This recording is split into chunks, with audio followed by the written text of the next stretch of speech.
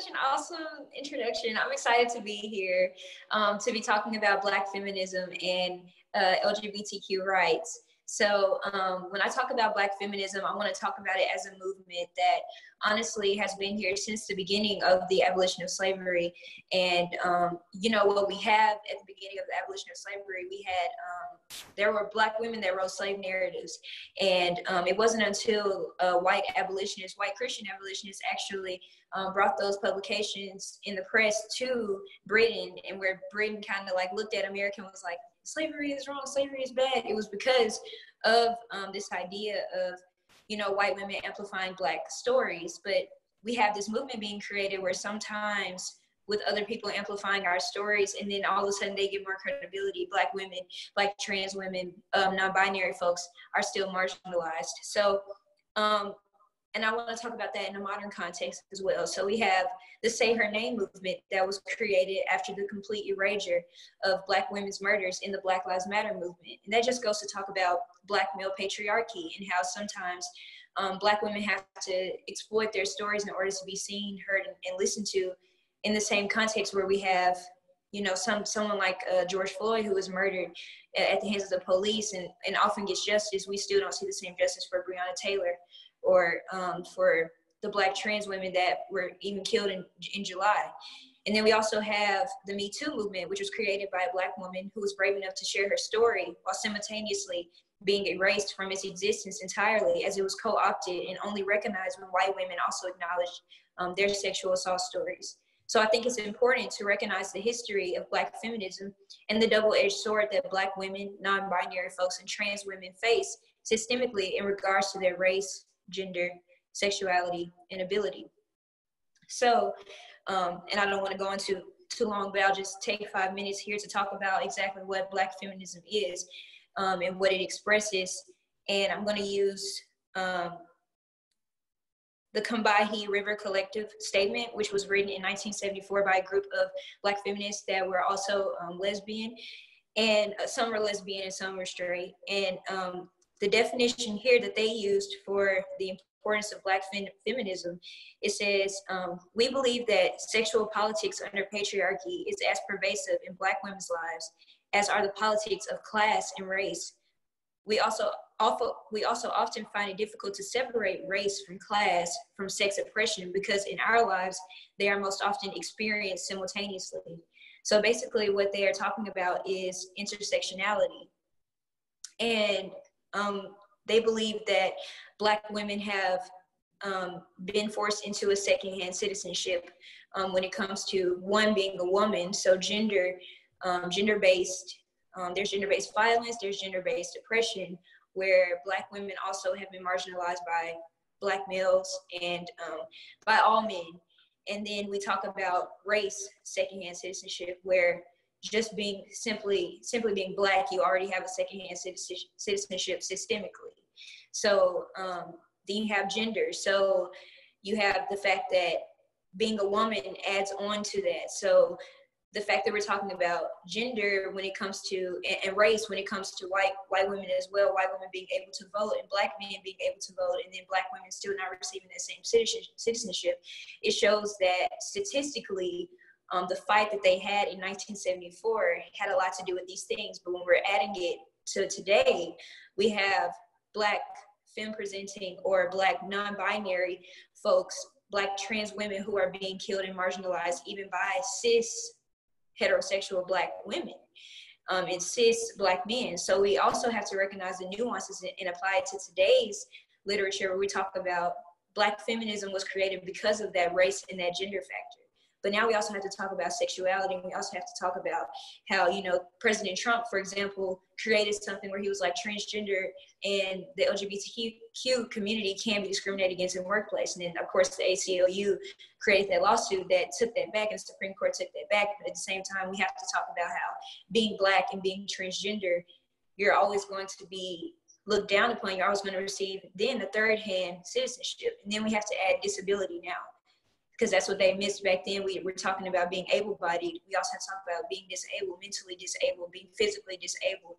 So there's all these structures and these systems and this intersectionality that coincides, where we have to, if you call yourself a Black feminist, you have to listen to all marginalized voices. And so then before we go on and we go on to questions, then I want to bring up womanism, which is not the same as Black feminism, but it's very similar. This term was coined by a Black womanist, Alice Walker. And what womanism is, Alice Walker says, she says, yet many Black women consider the mainstream feminist movement narrow and elitist as it is markedly white, middle class, Western, and heterosexual. And then consequently has been participating in the marginalization of women of color, working class women, third world women, and lesbians. So then we have womanism, and we're talking about people of color. We're talking about uplifting all people of color, uplifting, not just Black women, but recognizing how systems and structures that hurt and kill Black women will also hurt and kill anyone with color, anyone with physical color, anyone that is not white passing or cis passing. And then it hurts immigrants, because even if you are a white immigrant, you may still have more privilege over someone who is a brown immigrant, or someone who is physically, attuned to Blackness. Because when Black people experience a secondhand citizenship, if you are closer to Black, you will also experience a secondhand citizenship. So we have womanism that comes together, and Alice Walker's definition of womanism also says, which I really love, it says, a woman who loves other women sexually and or non-sexually, appreciates and prefers women's culture, women's emotional flexibility. So someone who uplifts women, period, who loves women, who listens to women, who listens to survivors, who always brings women with them. That is a womanist. So I think both movements are important in Black feminism, where you recognize until all Black women are free, none of us will be free, but also womanism, where you say until all women of color are free, and women of color who are attracted to other women of color and things of that nature are free, none of us will be free. So we have to recognize them both in order for them both to be true.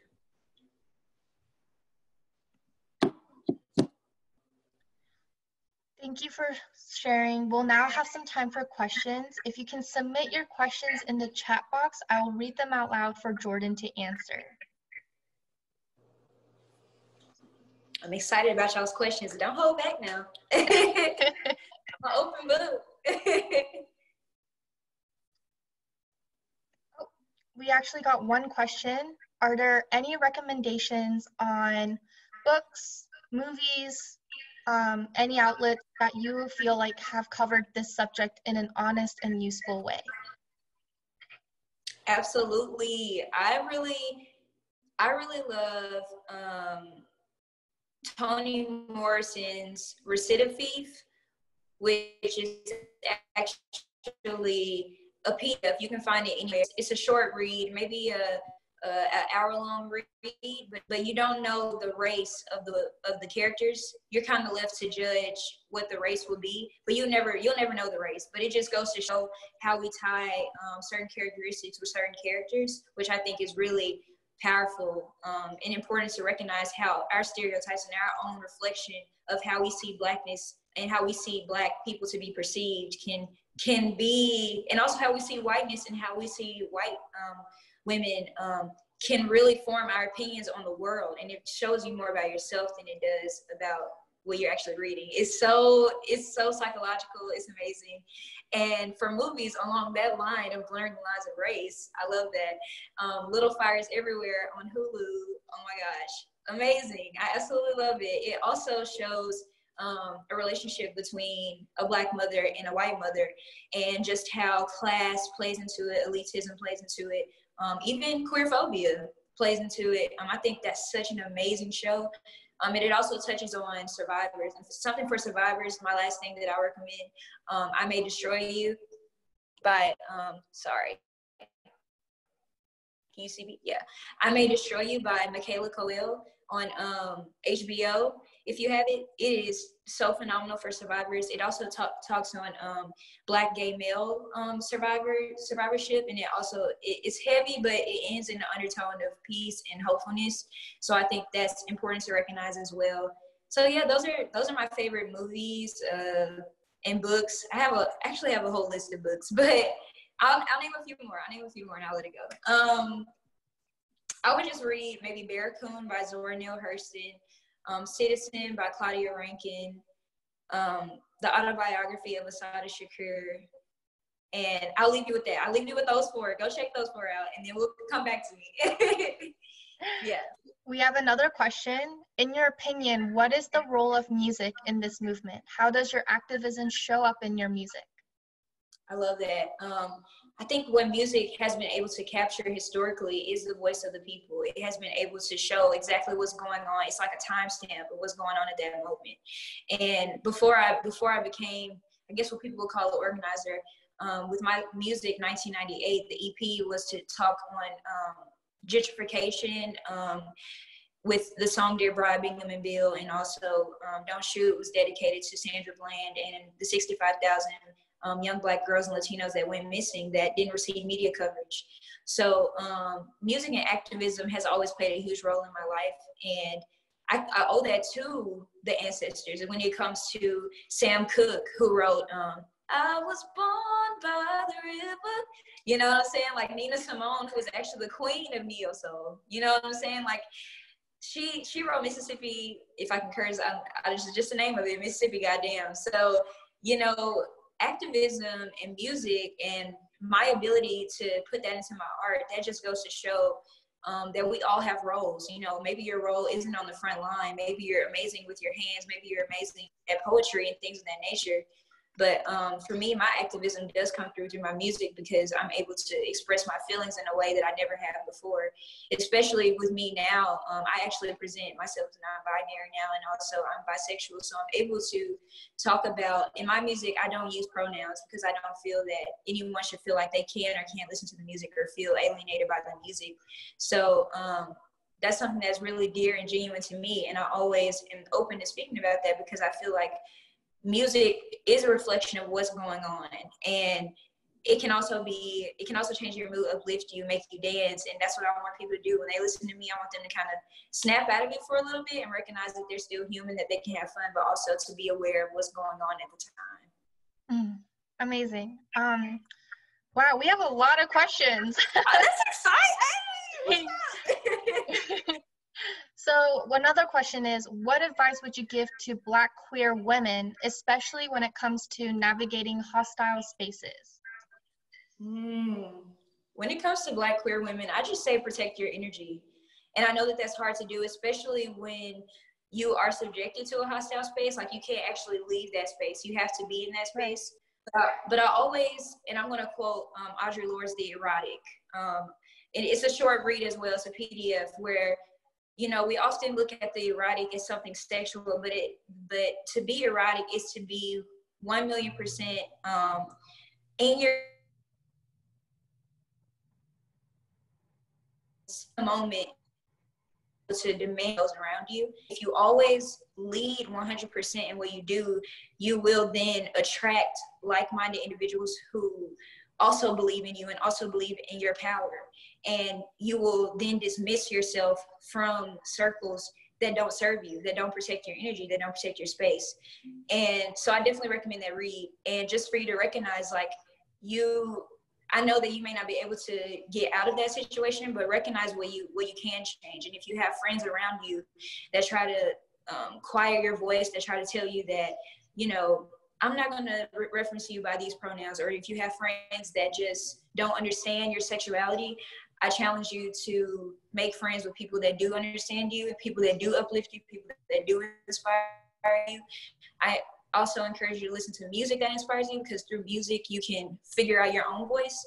And then that's when you start to demand respect. That's when you start to grab a hold of your voice, and then you demand that respect with those around you. And then you will feel more safe, and you will become more confident in leaving that space and going to a space that serves you. Another question is, how do you recommend unifying all women of color to work in solidarity with each other? I believe that we have to actively create that space, because I believe it's certainly possible. I really love all women. As a womanist, I truly love all women. And so I feel like we shouldn't be afraid to reach to each other and create that space. You know, a space for survivors, or a space for all queer women, or a space for all people of color, where we just go to the park and just chat, you know, go to the park and sit on a blanket, you know, social distance, and just talk about what it's like, or question each other on moments that we had in the workplace where we were like, okay, was that a little racist though? You know, or even call each other out on some of the terms that we say to each other, where it's like, okay, I didn't like how you addressed me like that, or I didn't like how you commented on my physical appearance or something like that. My choice is that I want to create that space. Like, I want to connect with people who are creating this space, and I want to like bring those people into what I'm creating, and always have a space that, you know, serves all people. So I believe, you know, if you want to create that space, reach out to me and I'll reach out to you, and let's make it happen. I think everything starts with conversation, understanding, calling each other out, period. Because, you know, you're never too old to get called out, and apologizing and moving forward. We have to realize we're all human, and we need to work together instead of be so separate, because that's what white supremacy did. It separated us. But in order to combat the systems, we need to come together and realize we're all fighting the same issues. Yes. What are some sources of healing for you, especially during organizing racial and gender hostility from others? Some sources of healing, it's always been music, but when things have gotten so tough, I honestly stopped making music like I should. I have music that I want to record. So I guess new sources of healing would be being around positive, like energetic people, one, in a social distanced way, or with FaceTiming, like out in the park somewhere, like really far apart, but just kind of talking about, you know, what's going on. I think honestly protests uplift me, you know, just looking back and seeing people from all over, people that, you know, identify in the way that serves them, and just, you know, uplifting each other for a certain cause. I just feel like that also inspires me right now. Yeah, and just listening to music that isn't a major key. That's it. Like, if it's dancing, if it's Chloe and Halle, if it's like getting me bopping, I'm listening to it. And also, I've just been kind of creating music that's more happy, so that I can like change my tune and kind of snap out of Twitter and all that stuff. Like, get away from social media a little bit. You have to, because it really will make you feel like you're not doing enough, or you will start to compare yourself to what other people are doing. And I feel like if we just take a little bit of time, delete the apps for just 3 hours and come back to them, you don't understand how your mood will change. It honestly will change. So yeah, I've been working on that. Yeah, for sure. We have some questions about your initiative, the PPE for BIPOC. Yes. Yeah, so they want to know how well it's going for you, how the process is going, if you or anyone needs help moving forward, because they know that you have a donation goal. Yes, PPE for BIPOC is honestly so fun, so heartwarming.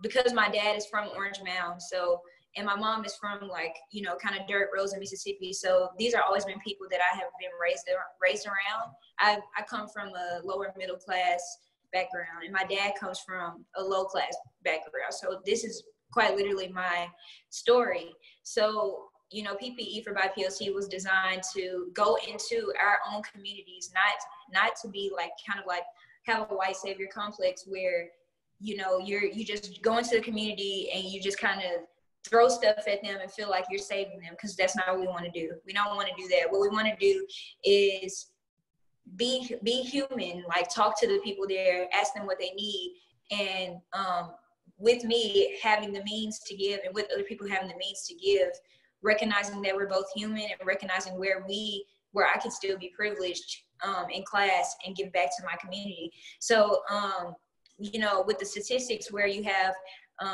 BIPOC being most affected by COVID, and then, you know, you could also go to jail for not wearing a mask in Memphis, we noticed that that's going to continue to marginalize BIPOC. So that's the reason why we started there. And I guess a way to help would be to just stay in touch on Instagram. We answer our DMs, and if you want to donate, not just money, but also sanitary products, masks, things of that nature, because when we go into these communities, we recognize that we also serve a homeless population. And the biggest homeless population is women with kids and the LGBTQ community. So, and that's statistics. So if we want to go into these communities, we want to make sure that we have sanitary products for whole families. You know, not just women have periods, but non-binary folks have periods too, trans men have periods too.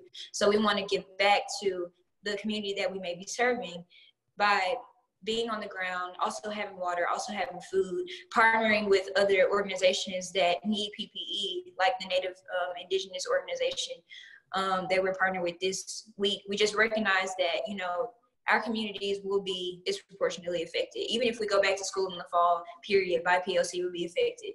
So that's why we're here. And it means a lot to me. And it's also a fun way to get out of what's going on and just realize like what we can do here in Memphis that can make a difference. So I'm excited to be a part of that. Great.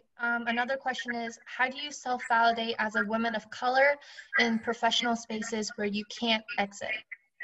Yes. Oh my gosh. Woo.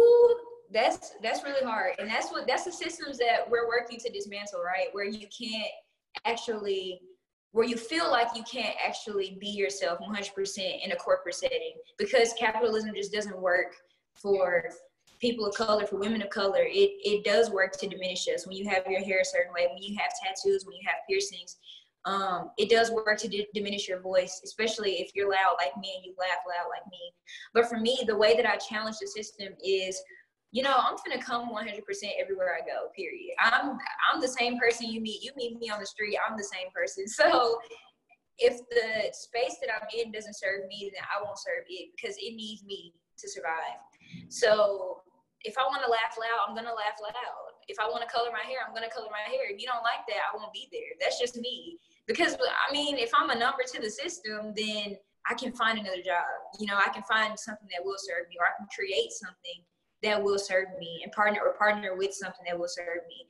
And I've just grown so comfortable with myself, with my sexuality, and with my color, that I don't care if someone says something to me that doesn't rubs me the wrong way. I address it immediately. I don't have to hide behind it. And that's just going to take a comfortability and a conversation with self, and you will work to build that. But I challenge you to challenge your coworkers, to challenge your manager, because some people just have subconscious bias and they need to be challenged. They deserve to be challenged. Like I said, when you get called out, it doesn't stop when you turn 18. You need to get called out for the rest of your life. You're still a child. You're still growing with the ways of the world. So call out your managers. Call out your workplace. You have a voice, and your voice matters. You're the reason why this workplace works the way that it does. So come unapologetic. Be you, and it'll work out. I promise you. You'll see. It will work out.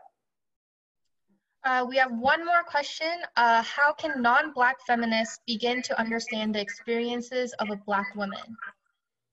So non-Black feminists, I feel like you will never understand what it's like, and that's okay. It's okay not to. You can't really be empathetic.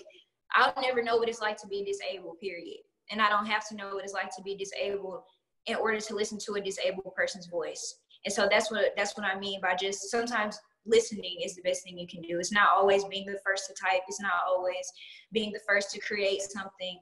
I would just rather see what's being created in the space and uplift and amplify what's happening in that space. Because I can't speak for, you know, trans men. I can't speak for everyone. I can only speak for myself and my own experience. So what I can't speak for, I can uplift and amplify what's going on there. And that's what I challenge non-Black feminists to do, because that's how honestly how slavery was abolished, because white abolitionists, white women amplified the slave narratives that were being written by Black people. They amplified the work that was already done instead of creating a new work from their experience and from stories that they were told. It works better when you just listen and uplift what's going on already.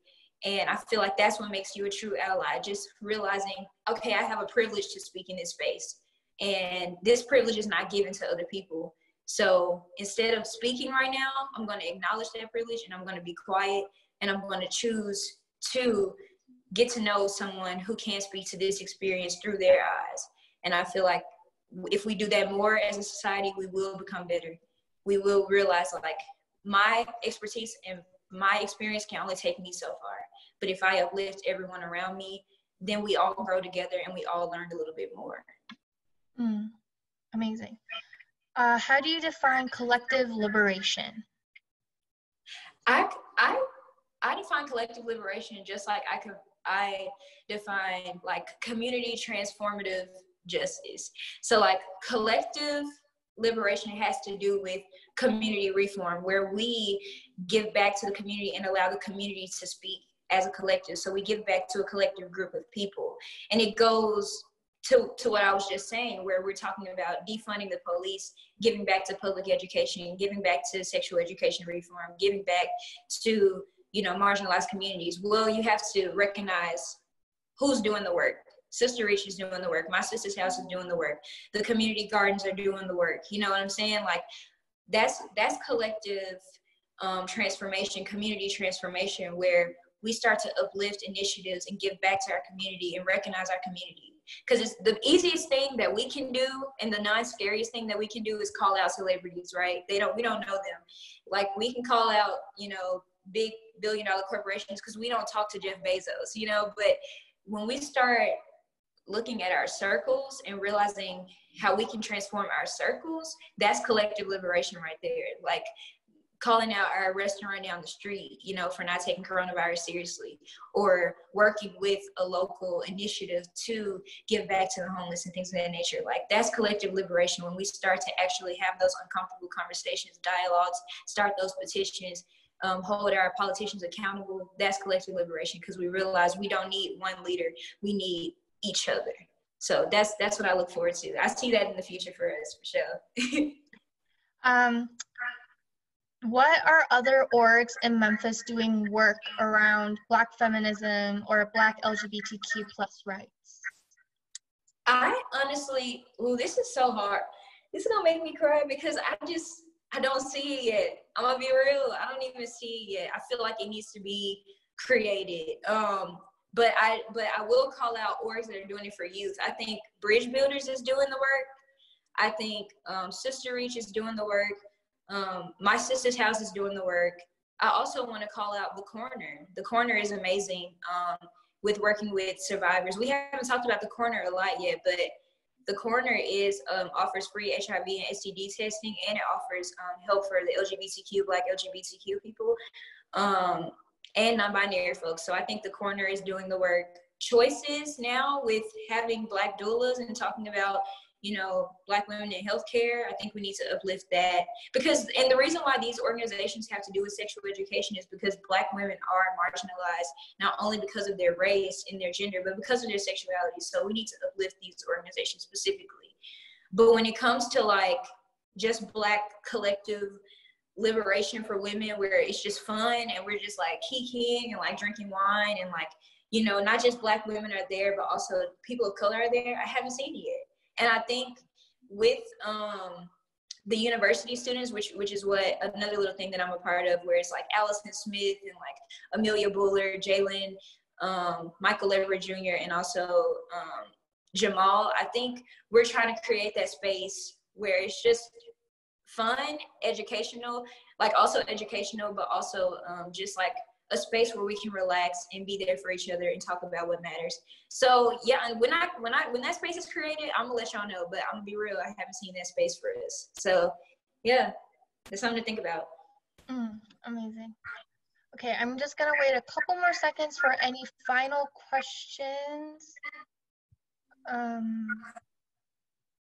Oh, okay, one more. As an activist, how do you immerse yourself in the organizing work that is rooted in struggle without letting it wound your mental stability or self-confidence? You know what? It's a line that's hard to cross, because I feel like you break down one wall and there's like 10 more walls to break down.